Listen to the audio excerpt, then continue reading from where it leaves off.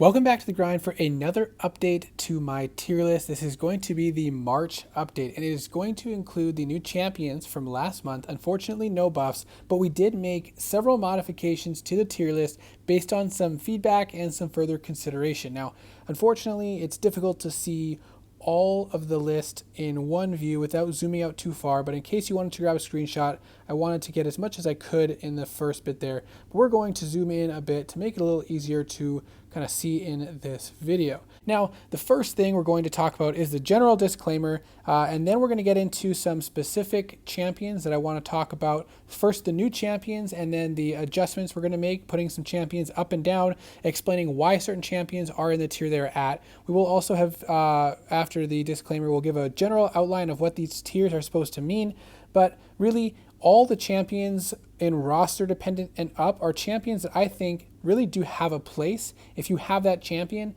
there is a good reason to rank them up and use them if you are in need of what that champion offers. So the general disclaimer is that this is a tier list that I have put together based on my opinion and my experiences in the game, with some feedback from other players, as well as some other content that I have seen other players put out. Now, this is based, again, on a subjective opinion with as much objective backing, but it is impossible to put each champion into a tier list that is absolute, because there are so many different play styles in the game, preferences in the game, nodes, quests, game modes, and they all have different unique needs. And you might have Omega Red at max sig, but hate to play him.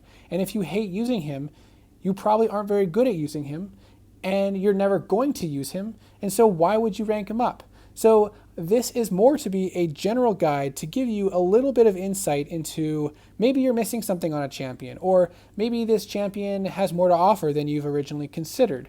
But again, I don't want you to look at the lower tiers and say these champions are useless, because there are uses for certain champions. Even in the situational column, a good example that I can use is Psylocke. She can very quickly and effectively lock an opponent from gaining any power for the remainder of the fight. That is a huge ability that you can have. She's a little low on the damage, but if you make her a horseman, she can do some big things. I think if she's awakened, honestly, I think she should probably be in the roster dependent tier personally, but most players don't use her, don't consider her, but if you committed to her, if she was awakened, if you throw in some synergies and you make her a horseman, she absolutely destroys content. So that's just a bit of an idea to how to judge the use of this tier list. Now, the general tiers that we're going to use. Top tier basically is what I look at as a no-brainer. Most accounts would benefit from it immediately. Yes, I would say rank it up. You're going to use them. If you're going to use them, rank them up, because they will impact your account. But again, like I said, if you don't like Omega Red, if you don't like Professor X,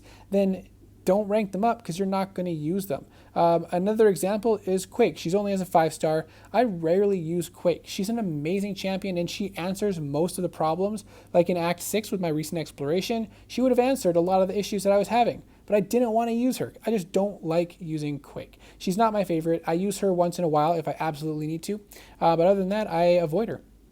The worth it tier is most players will find a good use right away, or it will be nice to have on the roster regardless. So this is champions that I think are very solid. They really hold their own, or they have very unique abilities or very strong abilities. For example, Spider-Ham, probably the best power sting champion in the game, can do tons of damage passively with those power stings, and not a lot of champions have that ability. So Spider-Ham is totally worth it, because when you need that, or when you want the opponent to kill themselves, if they're going to throw lots of special attacks, all you got to do is keep throwing your mediums, stack up those power stings, and eventually they will kill themselves. The next column is strongly consider. This is where I would say this is great for most accounts in general, or for very specific needs, and they will do very well. I kind of use this column as a strongly consider to say, hey, don't ignore this champion. Whether they used to be a powerhouse and now are kind of ignored, or no one really typically looks at them as a strong champion, but I think they do have a lot of value. That's this column, is don't ignore them, really look into them, see if it's a champion that you could use for your account, because they might check off a lot of boxes that you need. The roster dependent column, again, this is a very strong set of champions. They have things to offer and do well with them. but it really depends on what you need, because you might not need a champion like Squirrel Girl that completely shuts off evade and auto block and deals some good bleed damage. You might not need those 3 specific things, but if you do, she can do it very well. 1 heavy attack if she's awakened, start the fight with a heavy attack, no more evade or auto block. And I have to update the spreadsheet because it doesn't look like I put that video on there, but I do have a Squirrel Girl video. All the blue underlined names are champions that I have a video guide on. So you can go check that out by clicking on the link in the spreadsheet. It'll take you to my video for you to look at. I will update it to have Squirrel Girl on there as well. So these champions can do a lot and can do those things very well. But again, other champions may do them better or also do them with a bunch of other utility. But if you need what these champions offer, they are a great option for you to rank up. Then below that is situational. This is more like there may be a few situations where you'll want to rank these champions. If you really enjoy playing the champion, then you might, get some benefit out of ranking them because you'll like to use them. You'll use them more, and they may have a few specific things that they do well, but overall they aren't quite as valuable as other champions. I may need to bring up Vision because when we see the new solo competitive mode, the Battlegrounds, come out, he might have a strong impact, and in that specific mode, he might have some more value, but his damage is just kind of on the low side for most story content. And then the meh, we don't need to talk about the meh column very much. They, some of them are either fun or have decent damage, but overall, they don't really have utility and often aren't looked at as, hey, I can use this champion to counter this specific situation. But more so, hey, if there's not too much going on in the fight, I'll use them because I enjoy them. Now let's take a look at the new champions for this past month and where I think they're going to go. The first one we'll talk about is Captain America Sam Wilson, and I do believe that he is in the worth it category. Now, the videos that I've seen on YouTube so far, unfortunately, I can't make any because I don't have him yet. But what I've seen is, yeah, he does a lot, but maybe he isn't that great. But I do think that he's one of those champions that comes out with a little less hype, but it really is going to make a big impact. And I have seen some people talking very highly of him, but I think overall the hype for him isn't as big as I think it will become. He can do a lot, and what he can do is unique. Some of the things that he does are things that most champions can't do, like his ability to turn off the opponent's offensive ability accuracy. We have a lot of champions that can turn off defensive ability accuracy, which is things that trigger when you're attacking them, but offensive ability accuracy is things that occur when the opponent attacks you. So for example, bubble shield. If they attack into your block, you gain these charges and eventually go unblockable. That stuff won't happen when Captain Sam Wilson is locked on. He also has some unique ability for power control, which can be very nice, and a lot of other things that I really do think he's going to make himself known in the worth it category. Now we'll see where that's going to go. Maybe I've overshot it, maybe he'll come down, but I really do think that he's going to fit in quite nicely in that category. While we're there, Nimrod is a champion that I think might be moving up into the top tier category because I just constantly find myself saying, man, I wish I had a Nimrod. I would take him up right away without hesitation. And I think a lot of people are starting to kind of see the potential that he has and not so much see the limitations that they thought he had, where, they thought he was held back very much in certain situations, while he actually does quite well in most situations and excels in others.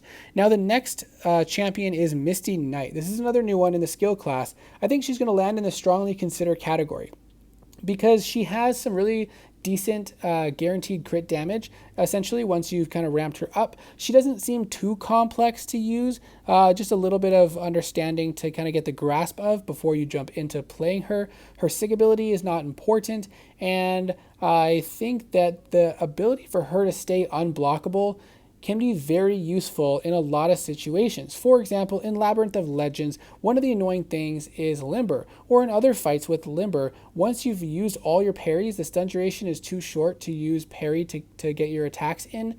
You have to rely on baiting heavies or intercepting, and a lot of players might not be able to do that very well without getting hit or taking blocked hits, and being able to stay and go unblockable is very helpful because then you just attack into the opponent's block, break through the block, give them power, push them over a bar of power, and then bait the special. And being able to do that for an entire fight has a lot of value. Now, I do think that she has some downfalls, but I do think she'll go into the strongly consider category.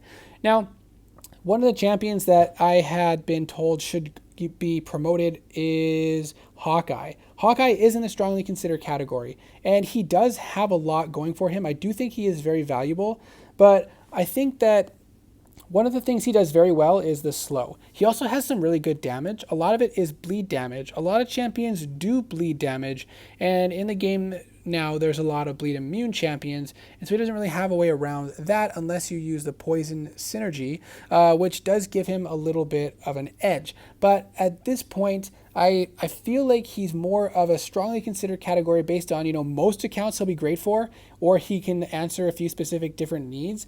But I don't think I would say he's a champion that most players would find a good use for right away, regardless of their roster. Because if you already have a champion that, has slow or counters evade and unstoppable, then he kind of just goes in as he's a good damage champion and maybe he's fun to play. But also the fact that he has that reliance on the perfect release kind of, I shouldn't use that as where you place him, but just in my head, it makes it feel harder to recommend the champion to most players because if they can't master the perfect release, they lose out on some of his potential. But regardless of that, I feel like he is currently in my mind in the strongly consider category, but please give me some feedback on that if you have some. The next champion is Hitmonkey. I've always had Hitmonkey in the higher tier, the worth it tier previously. Now I brought him down into the strongly considered tier because, most champions that counter evade like he can, will actually counter evade better or more easily. He does have some insane damage. A lot of the damage is related to bleed, but he has critical, pretty much guaranteed critical hits if you stick to medium, light, medium attacks. And he can go unblockable and gain a vigilance buff during his special attacks. So he does have a lot going for him. I just feel like his presence isn't as strong as I feel like it should be in the worth it tier. And I feel like he fits better in the strongly considered category. I know there's some people who, love Hitmonkey. They're diehard Hitmonkey players. But I think the majority of people kind of fall into, I don't feel like I need him, or he has some downfalls that other champions don't have, yet still do the things that he does. So I brought him down to strongly consider. Black Widow Deadly Origin, I actually moved up. Now, there may be some backlash on that one, but I do feel like Black Widow Deadly Origin is worth it because she has things or similar things that other champions have, but in a unique way. For example, she has lots of crit damage, which is great, but she has a ton of shock damage. Not many champions have such high shock damage, and she can access really high damage right from the start of the fight, similar to what Hitmonkey can do. But Hitmonkey, I feel like, is overshadowed in the fact that, his crit damage and his bleed damage can be overshadowed by others with crit and bleed damage, whereas Black Widow Deadly Origin's shock damage is unmatched, except for Nebula. Now, Nebula has a little bit of a ramp up to get that unlocked, whereas Black Widow Deadly Origin can jump straight into it. Also, I think underrated fact of Black Widow Deadly Origin is that she can decrease abilities from triggering with her medium attacks, especially while you have the insight. Is it insight? That white passive when you intercept the opponent or counter after a special or heavy attack. You can decrease abilities from triggering, and that can be very handy. Also, if you miss, then you gain an evade, so they cannot counter you. So for champions like Guillotine 2099, you can go in willy-nilly attacking. If Guillotine triggers her cloak and you miss, you gain that evade charge and you are safe. So you don't have to worry about those kind of triggers where they will trigger spontaneously out of your timing. Now, the next champion we're going to take a look at is Red Hulk. He's another one that I've always had in the higher tiers, and sometimes people have commented on it, he shouldn't be that high, and I have finally moved him down to the strongly considered category. Now that I've added a worth it tier, I think he kind of falls to the lower end and is more strongly considered because he is an amazing champion. He can get really quick, easy damage. A lot of it is burst damage, so it can bypass a lot of things. He is poison immune and incinerate immune, more of a pseudo incinerate immunity, but those are kind of a unique combination of immunities, which is great. And I think that he has a ton of value. And if you do have him, you should really consider ranking him. But I don't think he quite deserves the worth it tier at this point. Overseer, I did move up from the consider to the worth it tier because he has a lot to offer. He is better awakened, but he still does well unawakened. I think that more so this ranking is for if you have him awakened, but I do think that he has a lot of utility, and it's starting to show in some different players using him more and more. Miles has been told, I've been told that he should go up. I have him currently at the strongly considered tier, and I feel like I'm going to keep him there for now. Let me know what your thoughts are. He does have some good damage, but it kind of is reliant on you completing prompts, which can be a little bit tedious and annoying to complete in tandem, so you get as many Furies as possible. But in situations where the opponent is going to be unblockable a lot of the fight, he is one of the best, if not the best options. And I use my unawakened rank 1 Miles to help me complete a path in Act 6, and it was great to have him, but I rarely would use him aside from that, obviously because mine's not ranked. But I do think that he's one that you can strongly consider, but I don't think he's worth it in the sense that most players will need him right away and be happy to have him regardless of the roster. More so, I would think he is, great for most accounts or for very specific needs, which is that unblockable situation. Now, he may be promoted in the near future, but we'll see how that goes. Let me know what your thoughts are on him. Now, Morningstar, I ended up moving down. Again, she's one that had kind of been sitting up there, but she hasn't really seemed to earn that spot for me. I put her in the strongly consider because if you want to ramp up champion, if you need what she has to offer, then she's definitely a solid champion, but I don't think she's one where every account would really benefit from having her on the roster. Sigil Witch, I did move up, and Hood, I did move up. Sigil Witch is now in the worth it tier. She has shown herself to be a solid champion, good damage, some good utility, and then Hood has gone up as well to the strongly considered tier. But again, Hood, keep in mind, he may do 1 or 2 fights for you and do them very well, but because of the fact that his big damage charges are kind of limited, he kind of will fall off later on.